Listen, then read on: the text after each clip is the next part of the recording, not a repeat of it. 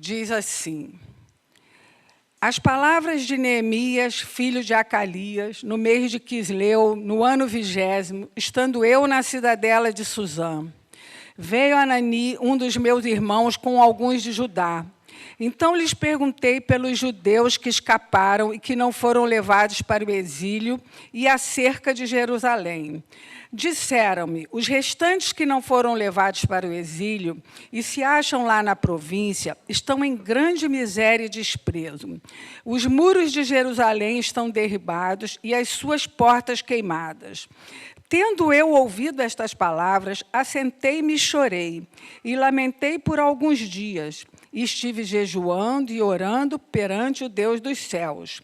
E disse, Senhor, Deus dos céus, Deus grande e temível, que guardas a aliança e a misericórdia para com aqueles que te amam e guardam os teus mandamentos. Estejam, pois, atentos os teus ouvidos e os teus olhos abertos para acudires à oração do teu servo, que hoje faço à tua presença, dia e noite pelos filhos de Israel, teus servos, e faço confissão pelos pecados dos filhos de Israel, os quais temos cometido contra ti, pois eu e a casa de meu pai temos pecado, temos procedido de todo corruptamente contra ti. Não temos guardado os mandamentos, nem os estatutos, nem os juízos que ordenaste a Moisés, teu servo. Lembra-te da palavra que ordenaste a Moisés, teu servo, dizendo, se transgredires, eu vos espalharei por entre os povos.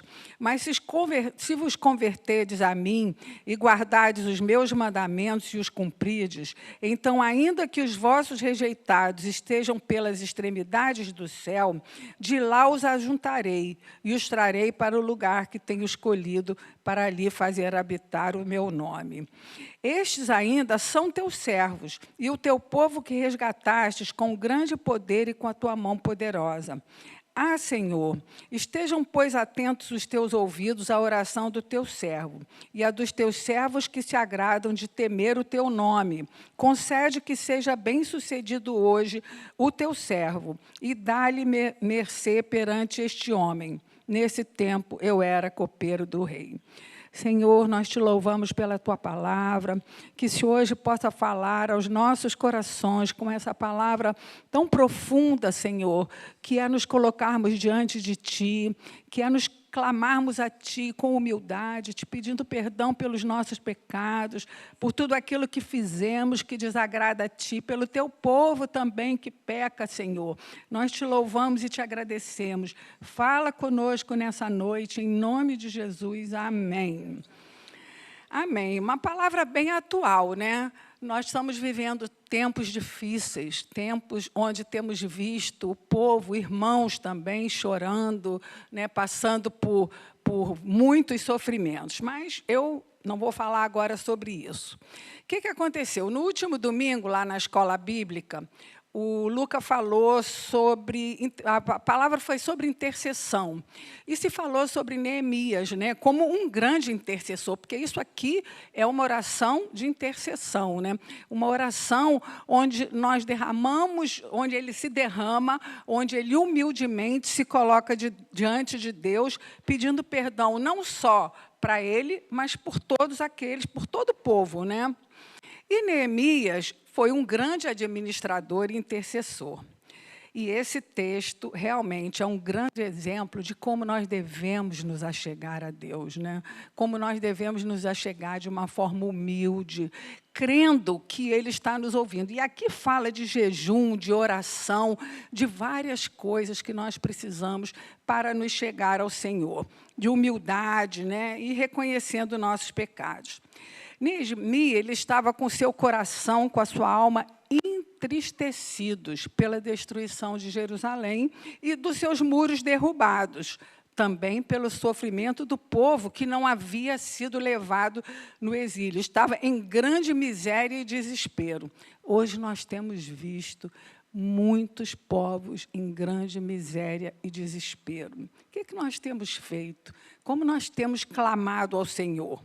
Ele era copeiro do rei, então ele estava numa situação privilegiada, Mas isso não o impediu de se compadecer dos seus irmãos, como fez Moisés, como fez Esther, né?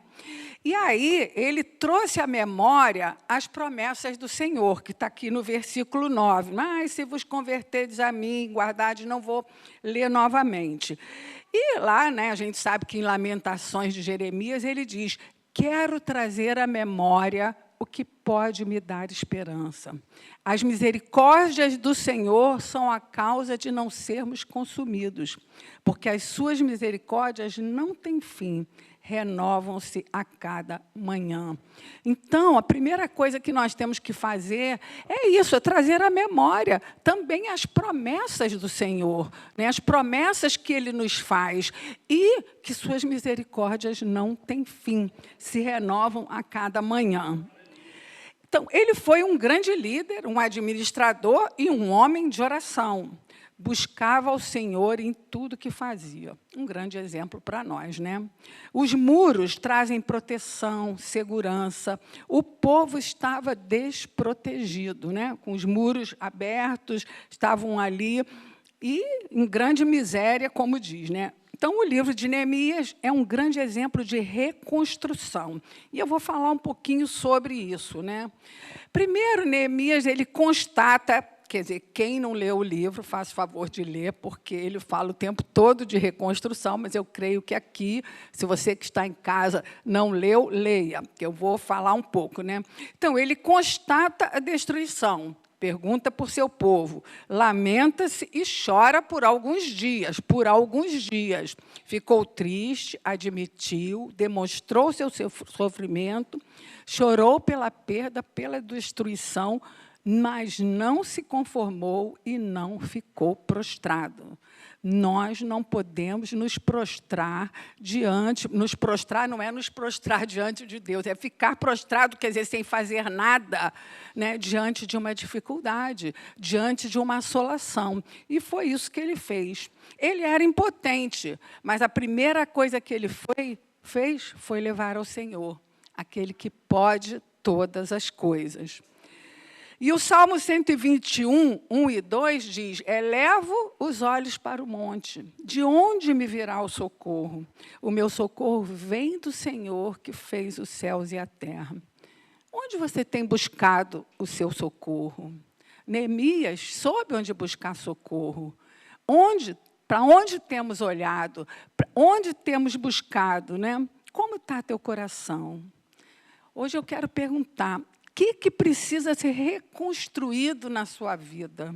Eu coloquei, né, o tema da mensagem, reconstrução dos muros da vida. Durante as nossas vidas, muitos muros, às vezes, caem, né? Muitas coisas desabam e a gente precisa reconstruir.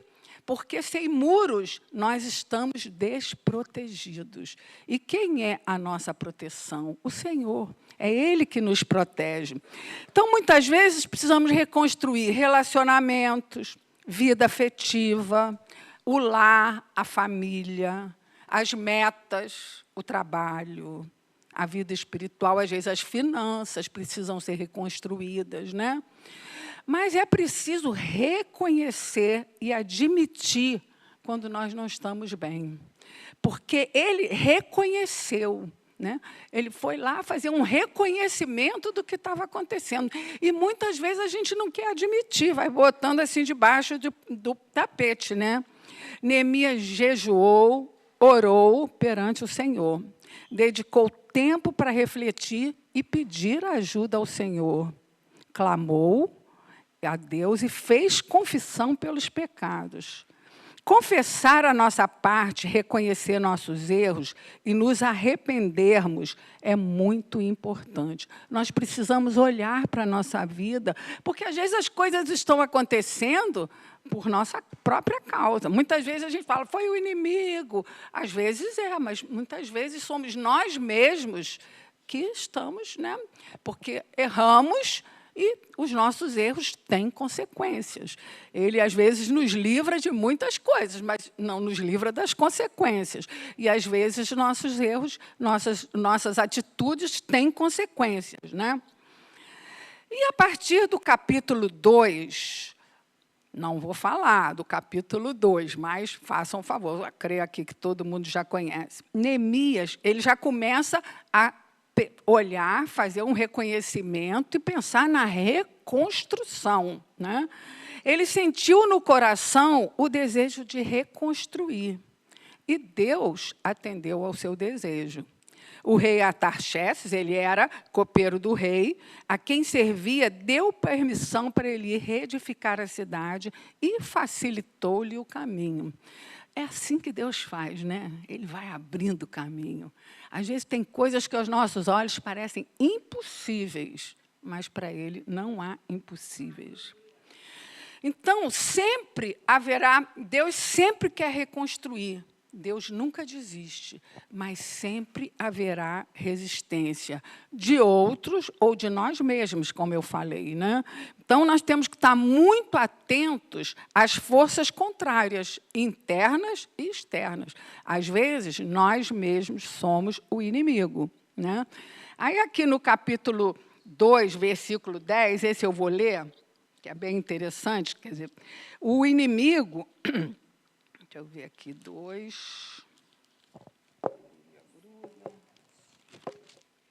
2:10, que diz assim: disto ficaram sabendo, ele começou a chamar, reunir as pessoas para reconstruir os muros. Aí, disto ficaram sabendo Sambalate, o horonita, e Tobias, o servo amonita. E muito lhes desagradou que alguém viesse a procurar o bem dos filhos de Israel. Então, sempre há essa resistência. E o inimigo, ele não gosta de saber, né? Ele ficou realmente furioso porque alguém se interessou em recuperar a cidade. E, muitas vezes, isso acontece na nossa vida, né? O inimigo vê, ele vem, ele fala, o quê? Não vou deixar mesmo. E vão acontecendo vários impedimentos. Aí a gente desiste, né?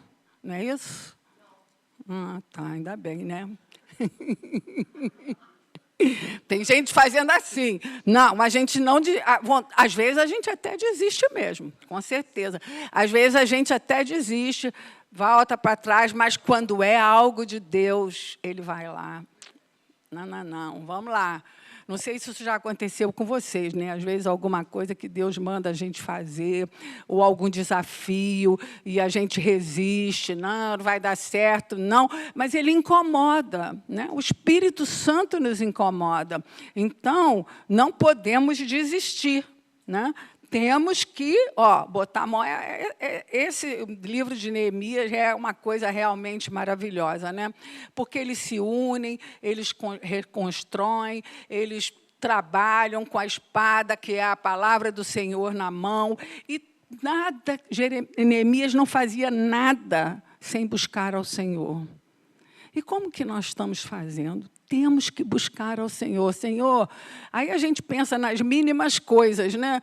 Nas mínimas coisas, buscar ao Senhor e perguntar para Ele, é para eu fazer? Não é para eu fazer? Ah, não está respondendo, os inimigos estão se levantando. Quando os inimigos se levantam, é porque é para fazer, né? Então, a gente já pensa, porque muitas vezes é isso, tudo que ele quer é impedir a obra do Senhor. E o que você está querendo recuperar? Porque tem coisas que a gente quer recuperar, né? Coisas que a gente perdeu e que precisa ser restaurado, recuperado. Porque o casamento, um filho, ou que está nas drogas, uma filha, um filho pródigo, né? Um emprego, aí eu já falei, um relacionamento, a autoestima. Às vezes a gente precisa recuperar a autoestima, que está lá embaixo, né? A igreja, a vida espiritual. Então, tem coisas que a gente, às vezes, precisa recuperar. E Deus incomoda, como incomodou Neemias, né? Neemias provavelmente ficou ali desesperado no palácio, tanto que o rei olhou para ele e falou, o que está acontecendo com você? E quando a gente está assim, os outros começam a perceber, né? Porque é uma coisa que nos inquieta. O Senhor nos inquieta e não nos deixa parar, né? E, como eu disse, mais uma vez, repito, às vezes nós mesmos somos o inimigo, nos boicotamos, tentando impedir a reconstrução. Quem não já se sentiu boicotando, né? Porque, às vezes, a gente faz coisas que a gente fala, por que eu estou fazendo isso? Né? Porque a gente mesmo está se boicotando para impedir que as coisas aconteçam, que essa reconstrução aconteça.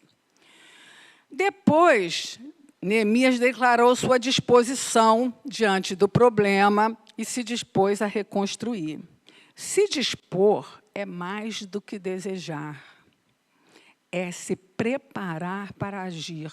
É isso que vocês estão fazendo. Vocês se dispuseram a estar aqui no Rio para falar e pregar o amor de Deus. Vocês se dispuseram, vocês só não desejaram, porque podiam dar, nós desejamos. Eu, por exemplo, ele estava falando ali, eu fiquei pensando, eu desejo ir amanhã, mas será que eu vou me dispor a ir amanhã? Entendeu? São duas coisas diferentes. Uma é a gente desejar, a outra é a gente se dispor, mas vocês têm que ver que meus cabelinhos brancos, às vezes, eu fico meio cansada, mas eu, normalmente, amo esse trabalho, já fiz muito. Outro dia, a Suzana estava me falando para ir, eu falei, Suzana, vou te falar uma coisa, Deus me usou tanto do lado de fora, acho que agora Ele está me usando do lado de dentro. Eu vou deixar um pouco, né? Porque é verdade, o importante é a gente se deixar, a gente ser usado. Eis-me aqui, aonde Ele enviar. E eu louvo a Deus pela vida de vocês, porque se dispuseram a ouvir o chamado do Senhor. Não só desejaram, porque muitos desejam, mas não se dispõem. Né? Quando ele diz, se dispõe e desce à casa do oleiro. Então, se dispõe, vai lá. Não adianta só desejar, eu quero, Senhor, que o Senhor me transforme, que o Senhor mude. Eu desejo muito, mas eu não vou fazer nada do que o Senhor está mandando. Então, fica difícil. Né? Então, é isso. Então, ele se dispôs. Ele convocou outros para ajudá-lo. Nós oramos, entregamos a Deus, precisamos, né, que Ele siga à frente, mas também precisamos de outros para nos ajudar. Isso é muito importante. Vocês conseguiriam fazer esse trabalho sozinhos? Eu vou sozinha. Não tem problema, não, Deus é comigo, eu vou lá sozinha para a praia. Não. Às vezes, nós precisamos, e quanto maior a obra, mais ajuda a gente precisa, não é? Então, ele chamou outros para ajudar. Sozinhos, somos facilmente derrotados. Né? Então, muitas vezes, nós temos a tendência de querer resolver por conta própria, né? Que é a autossuficiência. Não, eu dou conta, Deus é comigo. Lógico que Ele é. E eu creio que tem coisas que Deus diz, não, vai você mesmo, é você sozinho. Aí, tudo bem. O Senhor vai comigo, eu vou. E tem coisas não, tem coisas que nós precisamos da ajuda dos outros. Né? E não é vergonha nós reconhecermos que precisamos de ajuda. Às vezes, só alguém de fora... Eu sou psicóloga, então posso falar com uma certa propriedade. Porque, às vezes, a gente está vivendo um problema, alguma coisa, e a gente ali no meio do, como dizem, do olho do furacão, a gente não consegue perceber. Tem coisas que, às vezes, só alguém de fora consegue perceber, consegue nos ajudar. Então, é muito importante buscar ajuda, não é? Se queremos construir ou reconstruir, precisamos lembrar do alicerce, da fundação, da base. Não podemos construir de qualquer maneira. Neemias, ele fez um projeto, ele escolheu o bom material, tudo isso, né, ele fez todo um estudo, as pessoas certas para estarem ali. Então, nós não podemos construir de qualquer maneira. Nós temos que estar... A coisa mais importante é o alicerce, a base, a fundação. Né? Então, eu vou ler aqui rapidinho, porque agora nós já vamos terminar. Em Mateus 7, de 24 ao 27, todo mundo conhece, né? É muito bonita essa passagem, aliás, que diz assim, os dois fundamentos. todo aquele, pois, que ouve estas minhas palavras e as pratica, será comparado a um homem prudente que edificou a sua casa sobre a rocha. Caiu a chuva, transbordaram os rios, sopraram os ventos, deram com ímpeto contra aquela casa que não caiu, porque fora edificada sobre a rocha. E todo aquele que ouve estas minhas palavras e não as pratica, será comparado a um homem insensato que edificou a sua casa sobre a areia. E caiu a chuva, transbordaram os rios, sopraram os ventos e deram com ímpeto contra aquela casa. E ela desabou, sendo grande a sua ruína. Então, nessa ilustração, a gente pode imaginar que, olhando as casas, elas fossem parecidas, né? Tinham porta, janela, telhado, podiam ter um jardinzinho, alguma coisa. A diferença estava lá embaixo, onde não se vê. E, muitas vezes, as aparências enganam, né? As aparências, elas não determinam que esteja em sintonia com a vontade de Deus. Isso tudo também é muito importante para a gente ver, até porque, às vezes, é alguma coisa que nos atrai por aquilo que a gente olha, né, que a gente vê, e está tão bonito, tão, né? Mas é preciso ver aonde está firmado, né? Então, pode parecer que tudo está certo, mas a base não é sólida. Não de acordo com a vontade do Senhor, nem em seus princípios. A diferença é que a firme resistirá a tudo, enquanto a outra acabará ruindo, porque veio a mesma tempestade, os mesmos ventos, tudo, mas uma estava firme. Então, depois da construção pronta, não se vê mais o alicerce, mas é ele que sustenta a edificação. Que nós possamos estar firmados no Senhor, sustentados na rocha, que qualquer coisa que venha à nossa mão, vocês aí que são jovens, que estão, né, nessas missões, é olhar. Vamos olhar onde isso está firmado. Isso está de acordo com a vontade de Deus. É isso mesmo. Qual é o fundamento? Isso é muito importante, porque se estiver firmada na areia, amanhã vocês vão para a areia, firmem bem os pés. Se estiver firmado na areia, vocês vão ver que o pezinho vai afundar. Vão andar na calçada, aí vão ver, ih, meu pé está firme, né? Quando forem andar na areia, vão ver que o pé está afundando. E é assim. Então, que nós possamos estar firmados na rocha, que muitas coisas, eu sei que em todas as vidas, né, nós temos coisas para reconstruir, coisas que foram derrubadas pela vida, pelos relacionamentos, por nós mesmos, né? E nós precisamos estar firmes para reconstruirmos. E pensarmos, reconstruir na areia, agora vou reconstruir na rocha. Amém? Então, vamos orar. Senhor, nós te louvamos por essa palavra, Senhor, que o Senhor possa tocar em cada coração aqui, que nós possamos fazer uma reflexão sobre as nossas vidas, sobre tudo aquilo que foi derrubado, tudo aquilo que precisa ser reconstruído, reformulado, restaurado, Senhor, que possa ser pela Tua palavra, pela Tua mão poderosa, que o Senhor nos livre, que o Senhor nos blinde, que o Senhor nos proteja com a Tua armadura, Senhor, para que nenhum dardo do inimigo venha sobre nós, que nós possamos estar revestidos do Teu poder, que o Teu sangue nos cubra, Senhor, e que nós possamos, em todo o nosso caminhar, estarmos firmados e com o nosso olhar fixo em Ti, em nome de Jesus. Amém. Agora nós vamos passar para o nosso momento de oração, a oração do chat. É a Gal que vem.